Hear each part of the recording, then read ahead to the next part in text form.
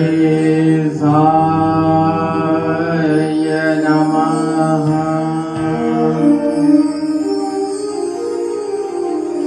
ॐ सरस्वते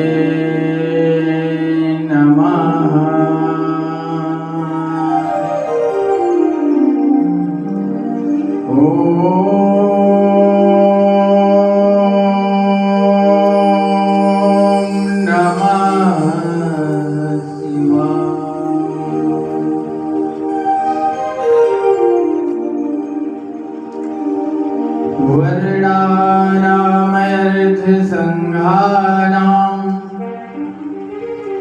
रसानां छन्दसामपि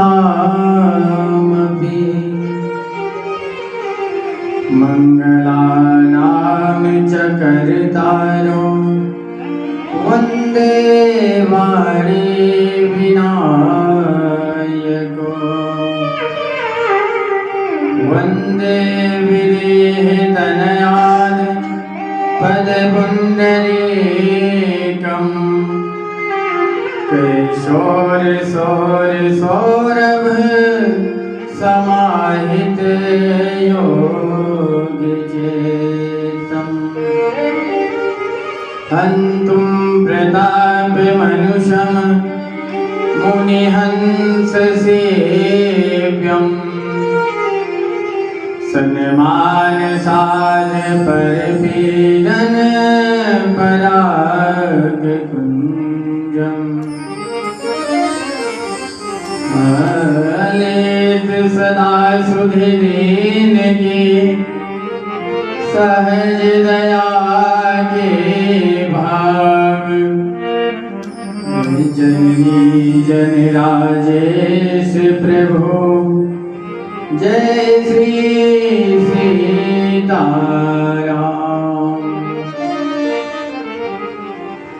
नीलाम्बुजश्यामलकोमलाङ्गं सीता समारोपितवामभागं पारो महासायक चारुचापं नमामि रामं रघुवंशनाथं। शान्ताकारं भुजगशयनं पद्मनाभं सुरेशं विश्वाधारं गगनसदृशं मेघवर्णं शुभांगं लक्ष्मीकान्तं कमलनयनं योगिभिर्ध्यानगम्यं वन्दे विष्णुभवभयहरं सर्वलोकैकनाथं। गङ्गातरङ्गरमणीय जटाकलापं गौरीनिरन्तर विभूषितवामभागम्।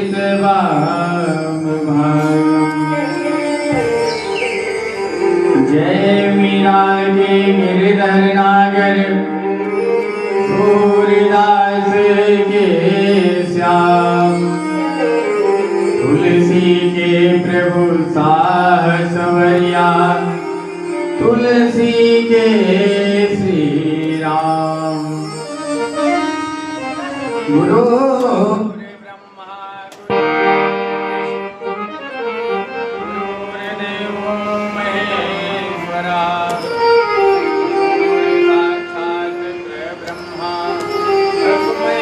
श्री गुरुवे नमः। भक्त भक्ति भगवंत गुरु चतुर नाम बपुए जिनके पद वंदन किए ना सही सकल कलेश। श्री सीतानाथ समारंभां श्री रामानंदारि मध्यमाम् अस्मदाचार्य पर्यन्तां वन्दे श्री गुरु पर माता रामो मद पिता रामचन्द्रः स्वामी रामो मद सखा रामचन्द्रः सर्वस्व मे रामचन्द्रो दयालु नरनीय जानम नैव जाने न जाने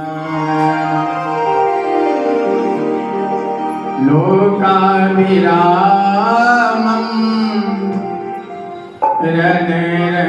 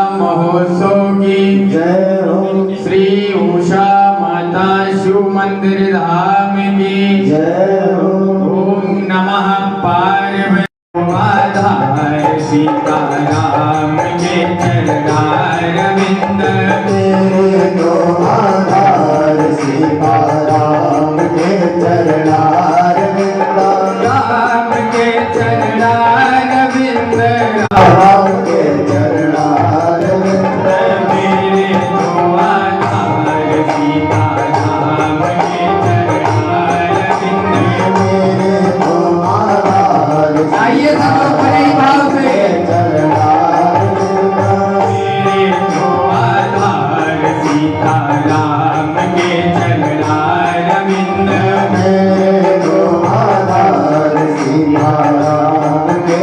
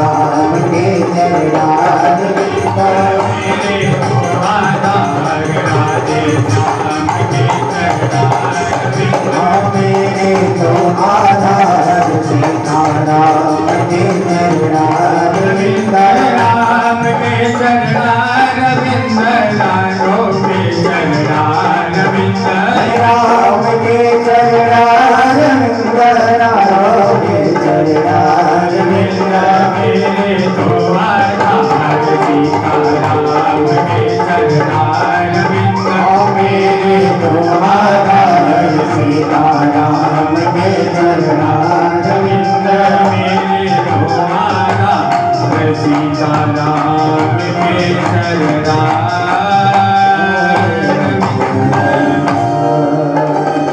बोले श्री राघवेंद्र सरकार की जय हो। भक्तवांछा कल्पतरु भक्तोत्सल शरणागतोत्सल दीनबंधु दीनानाथ कृपा सिंधु अकारण करुणा वरुणालय भगवान श्री राघवेंद्र सरकार की महती करुणा कृपा से श्री उमा महेश्वर भगवान की अकारण कृपा से श्री हनुमान जी महाराज की अनुग्रह से एवं श्री सद्गुरुदेव भगवान के आशीर्वाद से ब्रह्मा भगवती माँ दुर्गा के अकारण कृपा स्वरूप हम आप सभी को भारत की राजधानी दिल्ली के अंतर्गत द्वारका मोड़ क्षेत्र श्री उषा माता शिव मंदिर देवालय प्रांगण में श्री सद्गुरुदेव भगवान की कृपा स्वरूप कल्पतरु में के छांव में बैठ करके हम आप सभी को श्री नवरात्रा महोत्सव के उपलक्ष्य में श्री राम कथा का रसपान करने का सौभाग्य प्राप्त हो रहा है।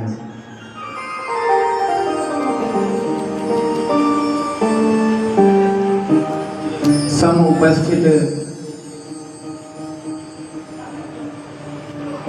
श्री उषा माता शिव मंदिर ट्रस्ट के चेयरमैन आदरणीय श्री गोपाल सेठी जी, श्रीमती रमा सेठी जी एवं समस्त सेठी परिवार, सम उपस्थित परम आदरणीय श्री परवेश कपूर जी एवं कपूर माता श्री, सम उपस्थित पूजा बहन जी, सम उपस्थित मंदिर कार्यकारिणी श्री प्रेम बाबू जी,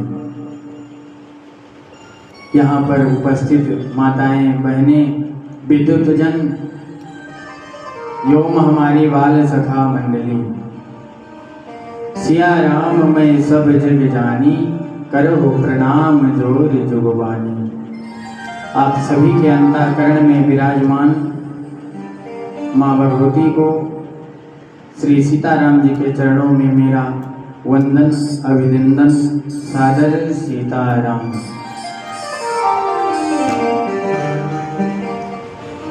आए हुए समस्त भक्तों का एवं इलेक्ट्रॉनिक आदि माध्यम से सुन रहे सभी भक्तों को हमारी व्यासपीठ की ओर से श्री राम कथा सत्संग में आए हुए समस्त भक्तों को हमारी ओर से सादर स्वागत वंदन अभिनंदन साधुवाद आशीर्वाद।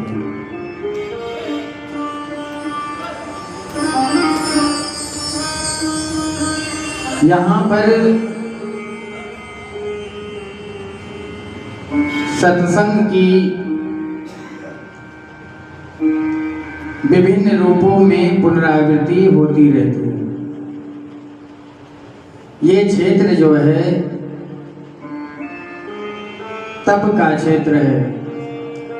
यहाँ पर गुरुदेव भगवान ने, श्री उषा माता जी सदगुरुदेव भगवान ने तप करके और एक कृपा स्वरूप इतने विशाल मंदिर के रूप में इस स्थान को उद्घृत किया। यहाँ पर मांगलिक, सांस्कृतिक, आध्यात्मिक कार्यक्रम होते ही रहते हैं, इसमें कोई नई बात नहीं है। इसी शारदीय नवरात्र में 2023 में ही इसी स्थान पे श्री राम कथा गाई गई। पुनः 2024 में फिर जो है भगवान महादेव को राम जी की कथा बहुत प्रिय है, तो गुरुदेव भगवान की कृपा से पुनः फिर जो है यह आयोजन बना और फिर जो है इस शारदीय नवरात्रों में हम आप सबको जो है राम कथा का आनंद प्राप्त होगा। परम आदरणीय श्री मंदिर चेयरमैन श्री गोपाल सेठी जी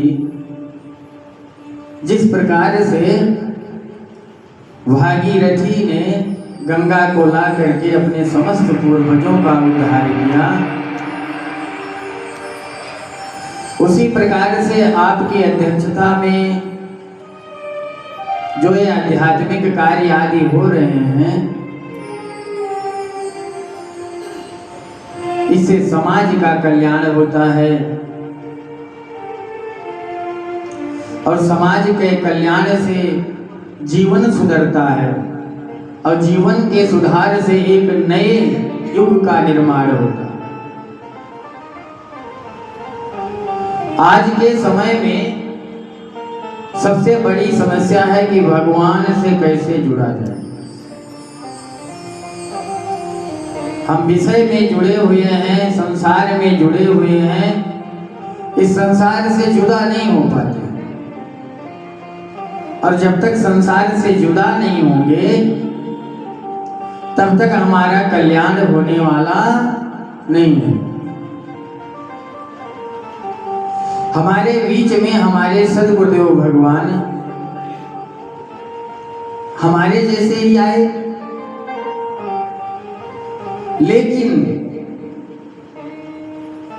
में रह के भी संसार से जुदा रहे, क्योंकि समस्त मानव जीव के उद्धार के लिए, अपने धर्म के उत्थान के लिए, अपने समाज के नवीनतम उत्थान के लिए, वो संसार में रहते हुए भी संसार से जुदा रहे, घर परिवार से जुदा रह के भी अपने शिष्यों का, अपने समाज का कल्याण करने का कार्य करते रहे। ऐसे लोग कौन होते हैं? तो ये साक्षात परमात्मा के स्वरूप ही हैं, माँ के स्वरूप ही हैं। क्योंकि भगवान कहीं ना कहीं अंश के रूप में, किसी ना किसी के स्वरूप में जब धर्म का उत्थान करना होता है तो भगवान आ जाते हैं और उसके बाद में फिर जो शरीर को धारण किए हुए हैं, ये शरीर की एक अवधि है, उस अवधि को पूरा करके उसके बाद में यहाँ से फिर चले जाए। तो इस प्रकार से समाज के कल्याण के लिए संत बिंद, भगवत बिंद और सद्गुरुदेव भगवान संसार से जुदा जुदा होते भी हम सबका कल्याण करते रहे। अपने परिवार का त्याग किया, क्यों? समाज का कल्याण करने के लिए, कि समाज को नई दशा और नई दिशा मिले। आज के युग में सबसे बड़ा अभाव है तो आचार, विचार, सोचाचार आदि व्यवहार का। इससे लोग दूर जाते नजर आ रहे हैं।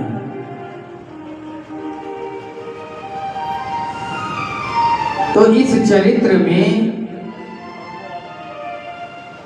श्री रामचरितमानस रूपी जो हम सत्संग लाभ प्राप्त करने जा रहे हैं, ये रामचरितमानस क्या है?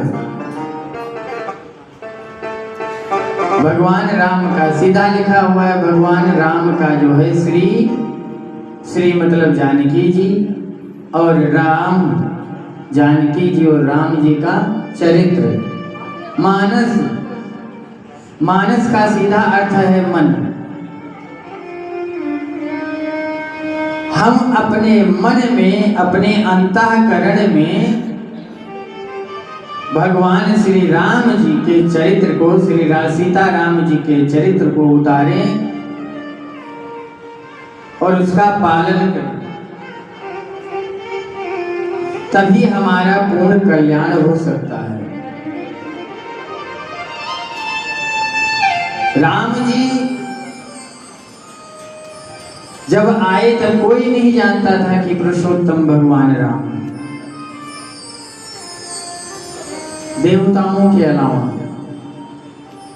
सामान्य रूप से आए, मानव रूप में आए और समस्त व्यवहार को किया। माँ बाप भी रहे, उनके भाई भी रहे, विवाह भी किया, युद्ध भी किया, सब कुछ सामान्य रूप से किया। लेकिन पुरुषों में रहते हुए भी पुरुषोत्तम हो गए। क्यों? क्योंकि राम जी का चरित्र किसी का नहीं है। राम जैसा ना कोई भाई हो सकता है, राम जैसा ना कोई बेटा हो सकता है, और राम जैसा पति भी नहीं हो सकता। राम जैसा कोई मित्र नहीं हो सकता। निज दुख गिर सम रज कर जाना, और मित्र के दुख रजु मेरु समान। जब जो है भगवान सीता मैया की खोज में निकले और सुग्रीव से जब मित्रता हुई, तो अपने दुख को भगवान भूल गए। पहले संकल्प लिया कि पहले मित्र के दुख को हम दूर करेंगे। आजकल बच्चे मित्रता करते हैं, उसे क्या बोलते हैं? फ्रेंडशिप। जो अवगुण दुर्गुण नहीं आना होता है, वो भी उस फ्रेंडशिप में आ जाता है। मित्रता का मूल अर्थ तो समझिए। जब मित्र हो गए तो एक दूसरे नहीं, दो नहीं रहे, एक ही हो गए। तो भगवान राम के जैसा कोई मित्र भी नहीं हो सकता। भगवान राम के जैसा कोई पुत्र नहीं हो सकता। एक बच्चों को अपने, अगर किसी एक भाई को छोटा मकान मिल जाए, एक को बड़ा मकान मिल जाए, तो माँ बाप का जीना मुश्किल हो जाएगा। और राम जी को 14 वर्ष का वनवास मिल रहा है। तो चरित्र ही मेन है सबसे ज्यादा, तो भगवान श्री कृष्ण का और राम जी का। अगर किसी से पूछो भगवान श्री कृष्ण के स्वभाव का हो कि राम जी के स्वभाव का, तो हर कोई यही उत्तर देगा कि पति हो तो राम जैसा हो। क्यों? पत्नी को जब दुख हुआ तो भगवान राम ने 100 योजन जो है श्री राम सेतु का निर्माण कर दिया। आजकल लोग आते हैं, कहाँ क्या देखने जाते हैं? आगरा का ताजमहल। प्रेम की प्रामाणिकता को अगर आपको देखना है तो रामेश्वरम में जाकर के भगवान श्री राम जी के द्वारा निर्माणित पुल को देखिए, तब आपको जो है प्रेम की प्रामाणिकता मिलेगी। भगवान राम जब एकांत में होते हैं तो मैया का ऐसा दिव्य श्रृंगार करते हैं, अपने हाथों से पुष्प का चयन करके लेके आते हैं और पुष्पों से ही मैया का 16 श्रृंगार करते हैं। और उस 16 श्रृंगार को देख करके, उस छवि को देख करके समस्त जो है देवताओं के करोड़ों करोड़ों कामदेव लज्जित हो जाएं। ऐसा सौंदर्य, ऐसा माधुर्य जो है स्वरूप माँ भगवती का रहा उस समय। तो भगवान राम के जैसा कोई पति भी नहीं हो सकता। आज अगर सबसे ज्यादा अपेक्षित, सबसे ज्यादा आवश्यक कोई चरित्र है हमारे समाज में, जिस चरित्र को पालन करते हम अपने जो है जीवन को कृतार्थ कर सकते हैं, चाहे बालक का हो चाहे वृद्ध का हो, तो राम जी से चरित्र से जुड़ना अत्यंत आवश्यक है। ये जो है आध्यात्मिक संविधान जो है, ये भगवान का जो है नीति जो है श्री रामचरितमानस है। बिना इसके आधार के हमारा जीवन सफल नहीं हो सकता। हमें रामचरितमानस का आश्रय लेना ही पड़ेगा। अगर हम श्री रामचरितमानस का आश्रय ले लें तो हमें जो ये संविधान है ना, भारतीय संविधान की आवश्यकता ही ना पड़े, उनकी धाराओं को देखने की आवश्यकता ही ना पड़े। केवल हम श्री रामचरितमानस रूपी ग्रंथ को अपने हृदय में, अपने मन में बिठा लें। तो रामचरितमानस क्या है? भगवान श्री राम जी के चरित्र को अपने मन में बिठा लेना ही रामचरितमानस। गोस्वामी जी भी अपने अंतः मन को कथा सुना रहे हैं। स्वांता सुखाए तुलसी रघुनाथ गाथा, भाषा निबंध मति मंजुल मात।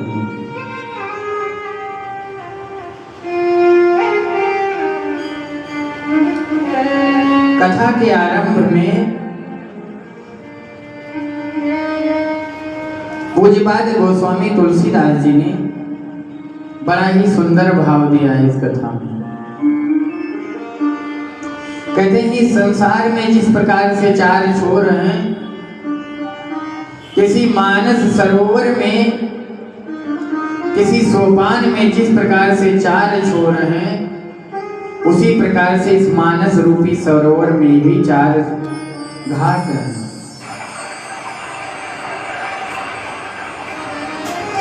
श्री रामचरितमानस को जब पढ़ते हैं तो इसमें एक साथ 4 वक्ता की कथाएं चलती हैं। चारों अलग अलग घाट पे बैठे हुए कथा कर रहे हैं। पहले घाट पे पूज्यपाद गोस्वामी तुलसीदास जी बैठे हैं, जो शरणागति भाव की कथा कह रहे हैं।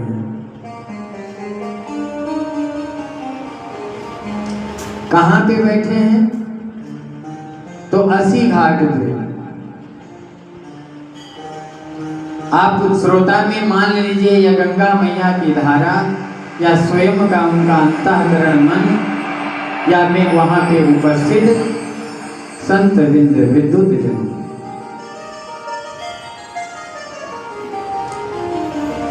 गोस्वामी जी कह रहे हैं कि हम वो कथा गाएंगे जो तीर्थराज प्रयाग में बैठ करके याज्ञवल्क्य जी महाराज ने श्री भरद्वाज जी को सुनाई।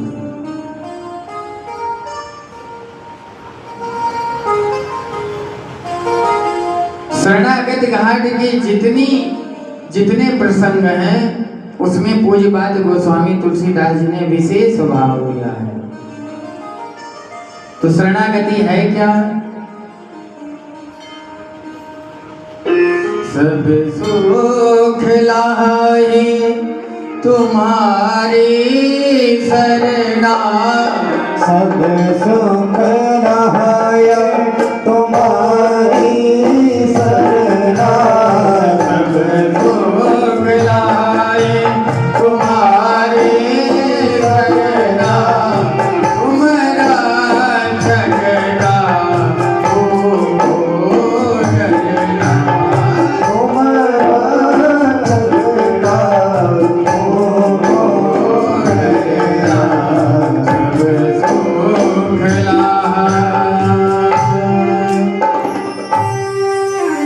सुख की प्राप्ति करना है, परम सुख की प्राप्ति करना है, तो सब सुख लाहे तुम्हारे शरण।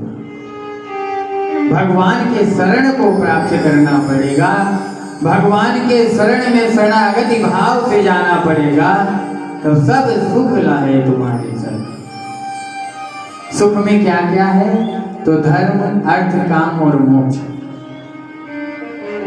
ये चारों हमें सहज ही प्राप्त हो जाएंगे।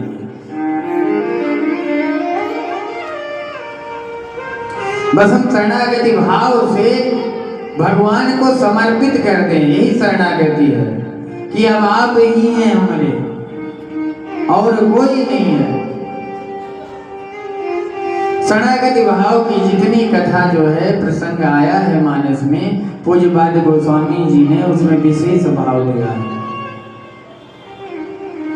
राम कथा कलिकामद गाई, महात्म में पूज्यपाद गोस्वामी जी कह रहे हैं कि राम कथा कलिकामद गाई। ये राम जी की जो कथा जो है, समस्त कामनाओं को, मनोकामनाओं को पूरा करने वाली है। बस हमारा जो कामना है ना, वो भी भगवत स्वरूप हो, अध्यात्म स्वरूप हो। ऐसी कामना ना हो जिससे किसी का हानि हो। तो जो भगवत स्वरूप कामना होगी, तो ये राम कथा जो है सुर धेनु है, काम धेनु है, समस्त कामनाओं को देने वाली है। आप सब की कामनाएं केवल श्री राम कथा को सुनने मात्र से ही पूरा हो जाएगा।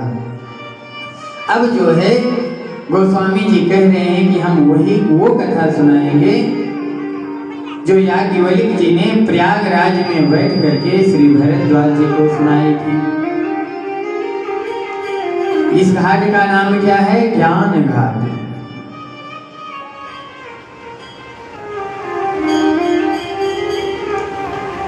अब इसके बाद में याज्ञवल्क्य जी कह रहे हैं कि भरद्वाज जी, हम आपको वो कथा सुनाएंगे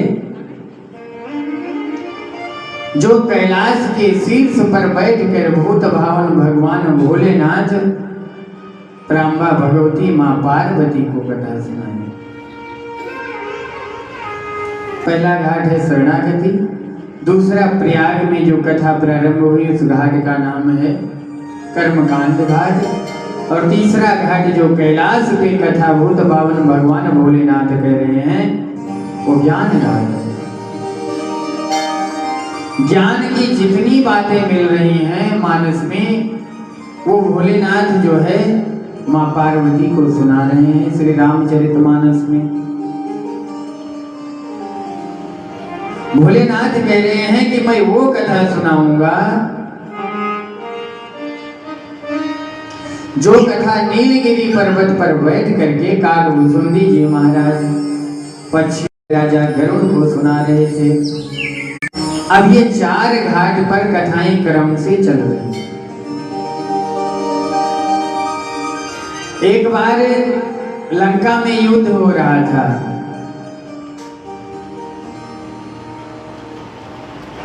और युद्ध के समय ही राम जी जो है लीला स्वरूप एक नाग फांस में बंध गए।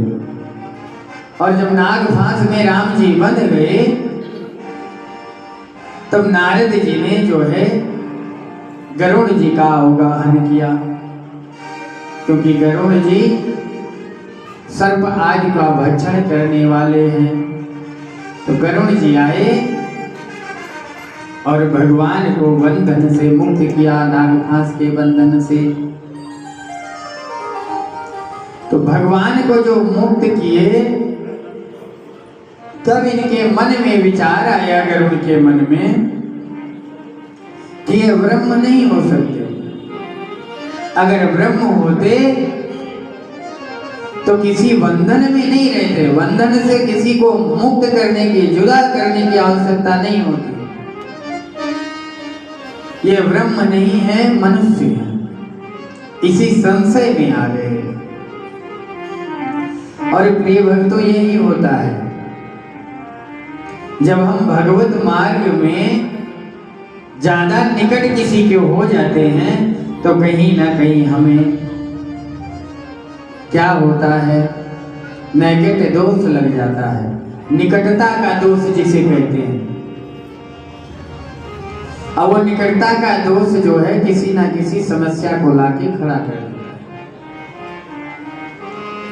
अब गरुड़ जी संशय में हो गए, नारद जी से पूछने लगे कि भगवान ये संशय हमारा कैसे दूर होगा।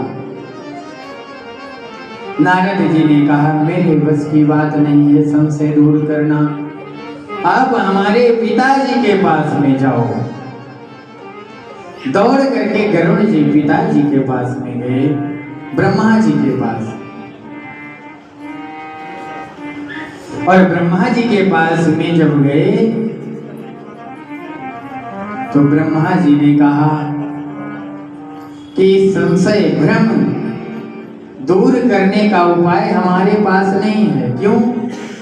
तो जय बहुबार नचावा मोहे, जय बहुबार नचावा मोहे, सोई व्याप्यो विहंग पति दोहे, आशय व्याप्यो विहंग पति दोहे। श्री राम जय राम जय राम, श्री राम जय राम जय राम, श्री राम जय राम जय राम। जय बहुबार नचावा मोहे। ब्रह्मा जी जानते हो कहाँ भ्रमण किए? भगवान शिव की कथा में, शिव पुराण में प्रथम शिवलिंग का जो प्रतिष्ठान हुआ इस धरातल पर वो अरुणाचलेश्वर में, अरुणाचलेश्वर नाम से प्रसिद्ध हुए। तो जब ब्रह्मा जी और विष्णु जी में हम श्रेष्ठ हैं कि हम श्रेष्ठ हैं इस बात पे वाद विवाद हुआ, तब ब्रह्मा जी हंस की सवारी करके भोलेनाथ के वो विशाल स्वरूप जो है शिला को शिवलिंग का ओर और छोर का पता लगाने दोनों चल दिए। हजारों वर्ष बीत गए, करोड़ों वर्ष बीत गए, लेकिन किसी को ओर और छोर का पता नहीं मिला। वही कह रहे हैं ब्रह्मा जी कि राम जी की माया से जय बहुबार नचावा मोहे, जिन्होंने इतनी बार घुमा दिया मुझे, सोई व्याप्यो विहंग भे गरुड़, तुम्हें जो है वही माया के द्वारा तुम ग्रसित हो गए हो। और ये संशय रूपी भ्रम जो है हमसे दूर नहीं होगा। कहाँ जाओ? कैलाश जाओ, भोलेनाथ के पास। देखो इस प्रसंग में बहुत अच्छी बात मिल रही है। भगवान जो है ना किसी का अवगुण देखते हैं और ना किसी का गुण देखते हैं। भगवान ना किसी का दोष देखते हैं और ना किसी का पुण्य देखते हैं। सदगुरु ना किसी का जो है दोष देखते हैं ना पुण्य देखते हैं। क्यों? क्योंकि भगवान की दृष्टि और गुरु की दृष्टि सम है, एक जैसी है। जिस प्रकार से पारस के पास में कोई वस्तु आ जाए, सोना बना देता है पारस, ऐसा मणि है कि चाहे लोहा कहाँ का आए, चाहे पुजारी के हाथ की थाली आ जाए तो भी वो सोना बन जाएगी, और चाहे किसी बधिक के हाथ का वाण उसे स्पर्श हो जाए तो वो भी सोना का रूप धारण करेगा। भगवान देखते क्या है? तो तुम्हारे चित्त की शरणागति देखते हैं कि तुम बदल करके कब हमारे शरण में आए। तो सन्मुख होई जीव मोहि जब लिए, सन्मुख होई जीव मोहि जब लिए, जन्म कोटि यश नाथ हित बही, जन्म कोटि यश नाथ हित बही,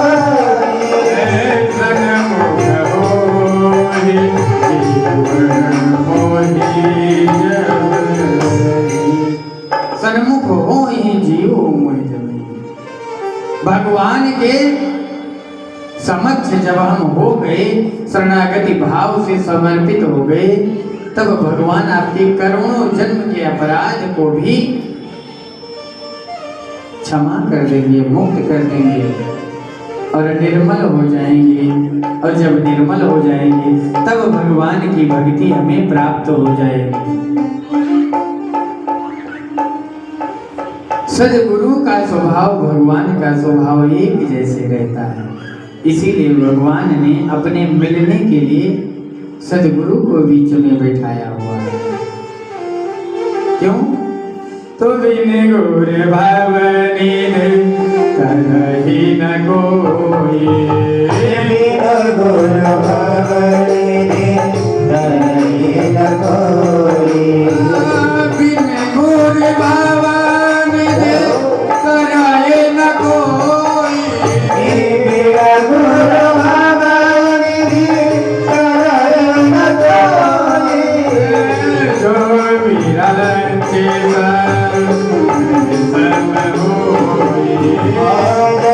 विरंचे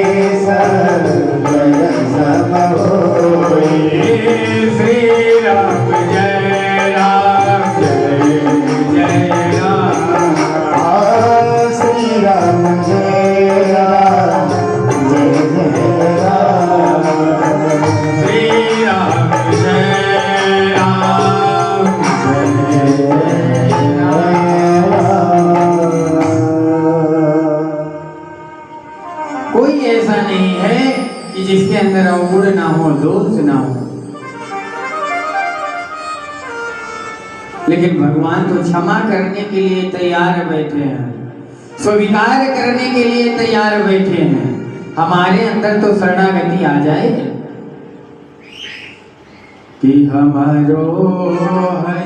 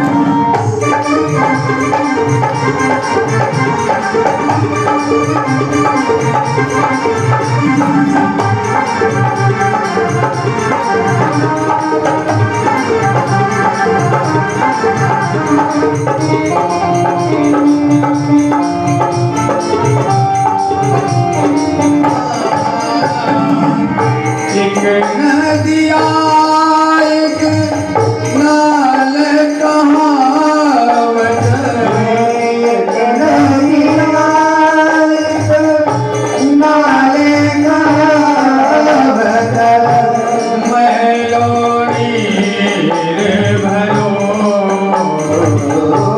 मैलो नीर भरो। गंगा जी में समस्त नालाएं जाकर के और मिल जाती हैं और गंगा जी के स्वरूप को प्राप्त कर लेती हैं। तो एक नदिया एक नाल कहावत, एक नदिया एक नाल कहावत, मैलो नीर भरो,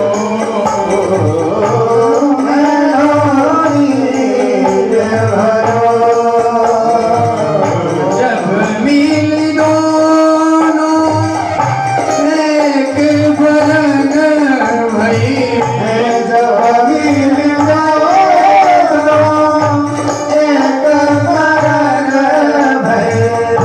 सुर सरिनाम करो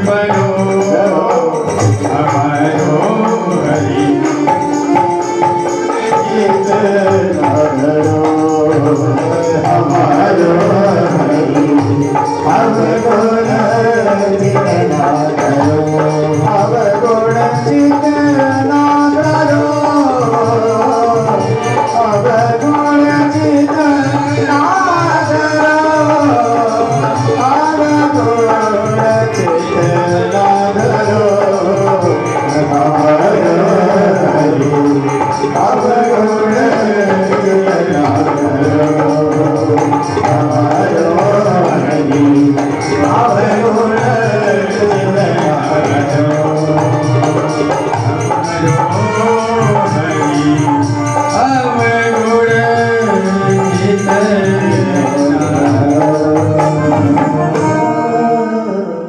बोलिए राघवेंद्र सरकार की जय। भगवान तो कल्याण करने के लिए बैठे हैं, बस हमारे अंदर भाव आ जाए। गरुड़ जी को लगा कि कहीं कोई दोष हुआ है, किसके शरण में गए? नारद जी के, संत के शरण में। और नारद जी ने तुरंत लगा दिया। जब जो है ब्रह्मा जी ने भोलेनाथ के पास में भेजा। भोलेनाथ कैलाश के शिखर से नीचे आ रहे थे और गरुड़ जी जो है दौड़े दौड़े भोले बाबा की ओर जा रहे थे। दोनों का मिलन बीच रास्ते में हुआ। कांपते हुए गरुड़ जी सारी व्यथा बताने लगे भोलेनाथ से। भोले बाबा समझ गए कि ये जो संशय है गरुड़ जी का, ये बहुत कम समय सत्संग से दूर होने वाला नहीं है। इसलिए कहां भेजा जाए?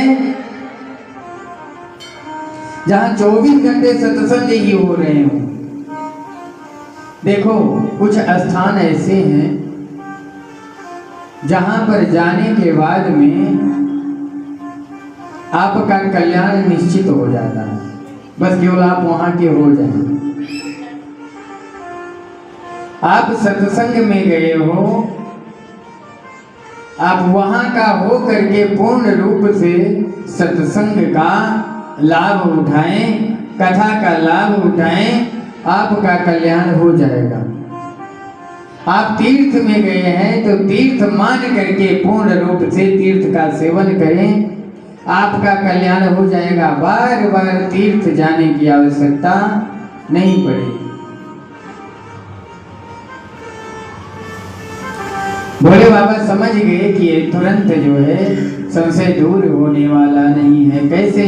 गोस्वामी जी भाव दे रहे हैं कि तब ही होए सब संशय भंगा, तब ही होए सब संशय भंगा।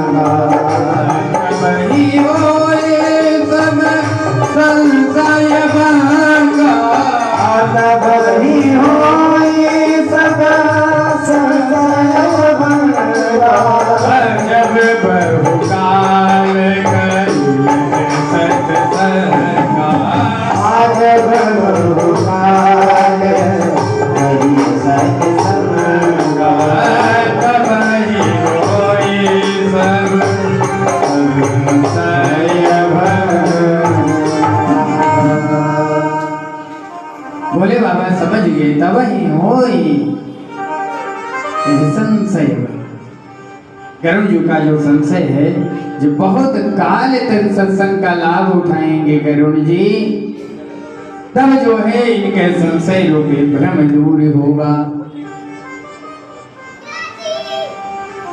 गरुड़ जी को भेज दिया कहाँ, जहाँ 24 घंटे भगवान राम जी की कथा गाई जा रही थी नीलगिरी पर्वत पर। कागभुसुंडी जी महाराज वहां बैठ करके दिव्य दिव्य पक्षियों को कथा सुना रहे हैं नीलगिरी पर्वत पर बैठ करके। गरुड़ जी दौड़ करके वहां पहुंचते हैं और पहुंचते ही जैसे ही कागभुसुंडी जी ने गरुड़ जी को देखा, दौड़ करके आए, अभिधान पूर्वक स्वागत किया, गंध अक्षत पुष्प माला आदि से पूजन किया और उसके बाद में पक्षेंद्र गरुड़ जी को एक दिव्य आसन पर बिठाया। पूछने लगे कि आने का क्या प्रयोजन है, क्योंकि राजा जाते नहीं है, बुलाते हैं। और गरुड़ जी राजा हैं किसके, पक्षियों के। कागभुसुंडी जी महाराज सोच रहे हैं कि कोई विशेष कारण है, विशेष प्रयोजन है। कागभुसुंडी जी महाराज ने पूछा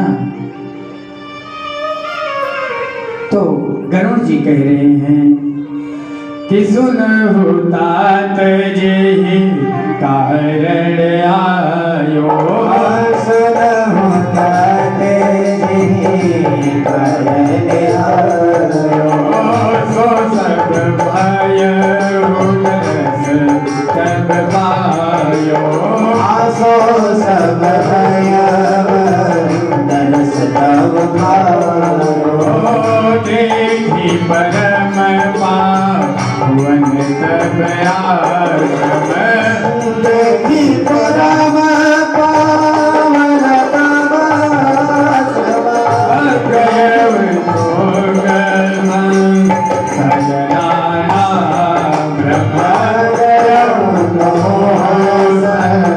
सजनाना ब्रह्म। तब श्री राम कथा अति पावन, श्री राम सदा सुखद दुख कुंजन सावन, सदा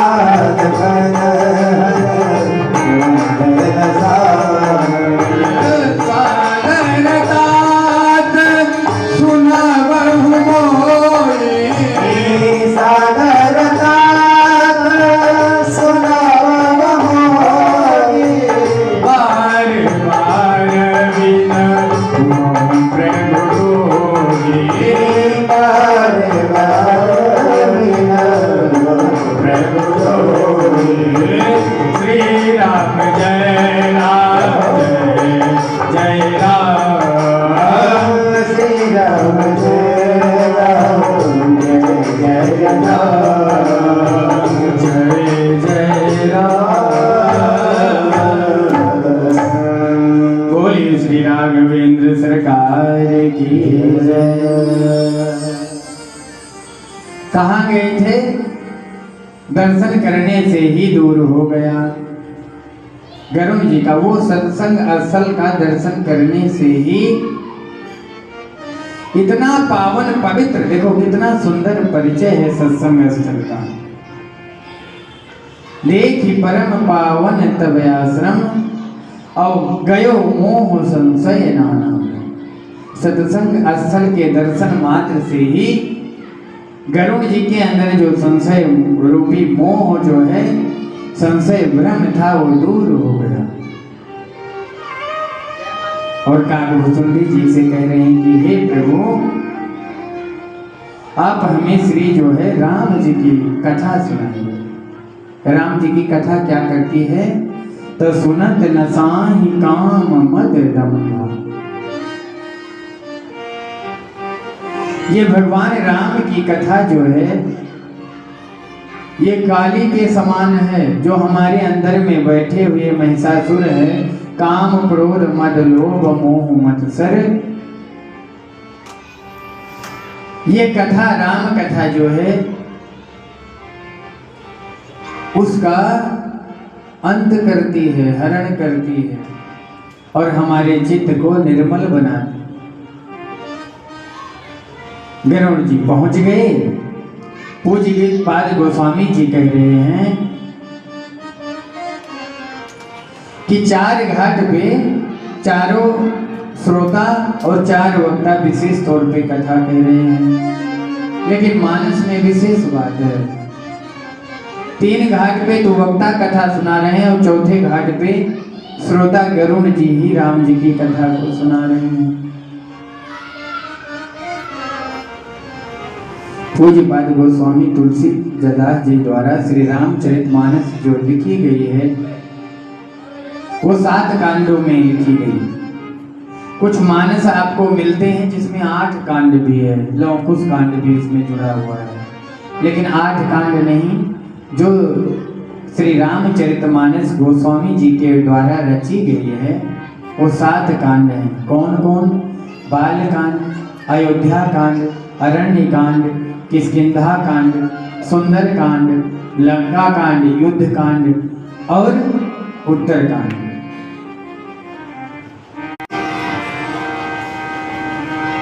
भगवान के बाल स्वरूप बाल लीलाओं का वर्णन गोस्वामी जी ने किया है। संत बिंद का, विद्युत बिंद का और भगवान के समस्त परिकर समाज आदि की वंदना की है। तो उत्तर मस्तक कांड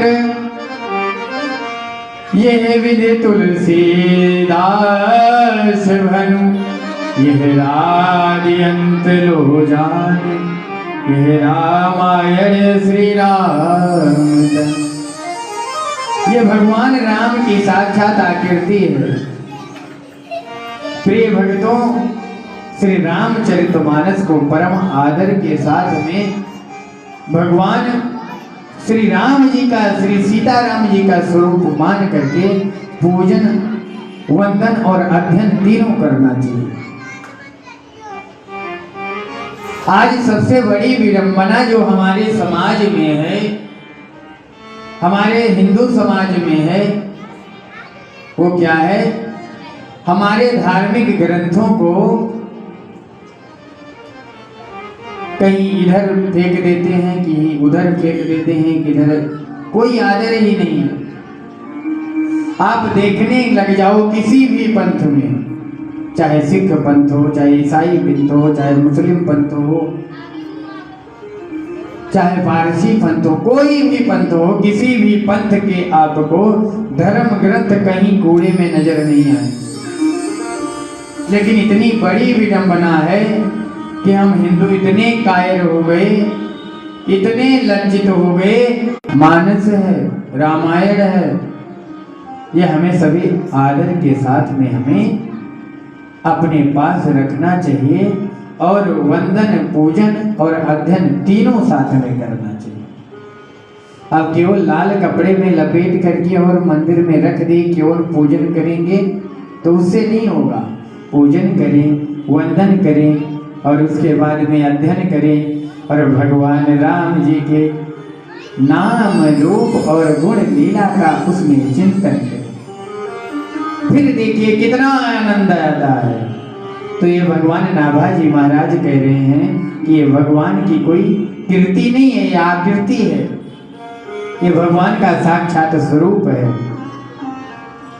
कितना सुंदर सुंदर भाव भगवान ने अपने बाल्यकाल के लीलाओं में दिया है कि बाल्यकांड में देखिए भगवान उठते हैं तो समस्त बच्चों को, बालक को, शिष्य को क्या शिक्षा दे रहे हैं? उठते ही तो प्रातः काल उठी कहे रघुनाथा, प्रातः काल उठी रघुनाथा, माते पिता गुरु नावहि माता, माता पिता गुरु नावहि माता, प्रातः काल उठी रघुनाथा,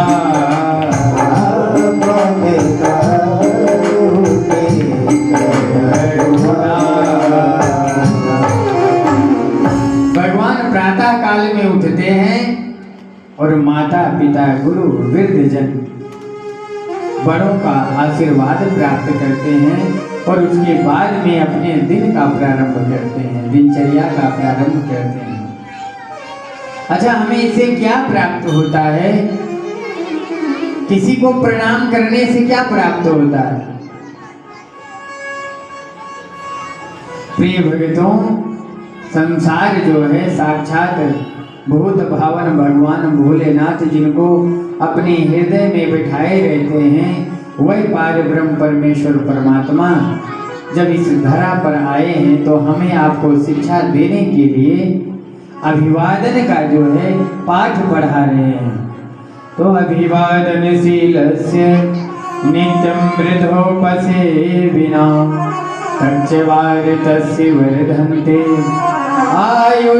आयुर्विद्यायसो बलम्।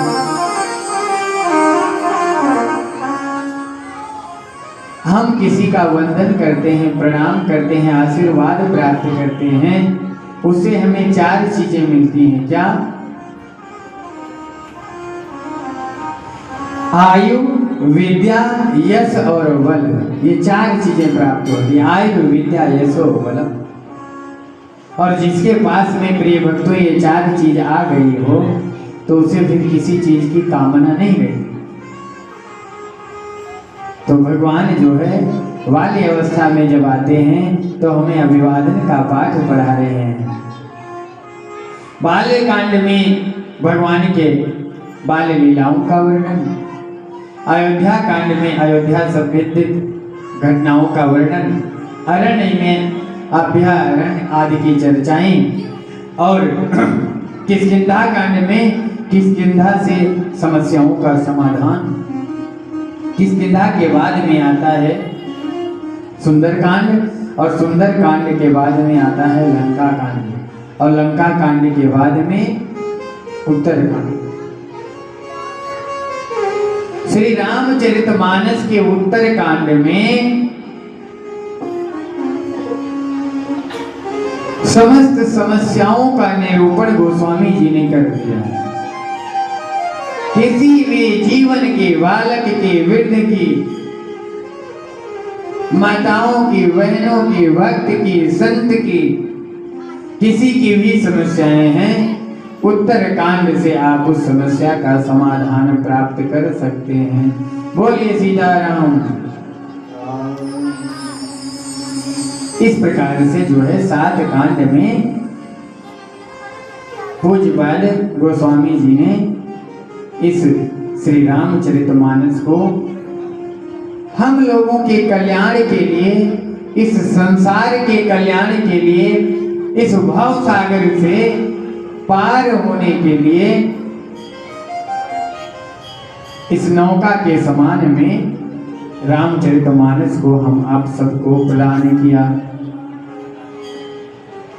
हम भी श्री राघवेंद्र सरकार से प्रार्थना करते हैं कि जो भी इस कथा में आर्थिक रूप से, मानसिक रूप से, वाचिक रूप से सहयोग कर रहे हैं,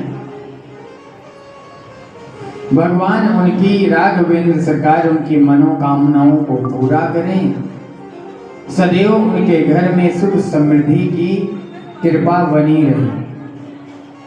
देखो एक चीज बताएं आपको, इस संसार में रह करके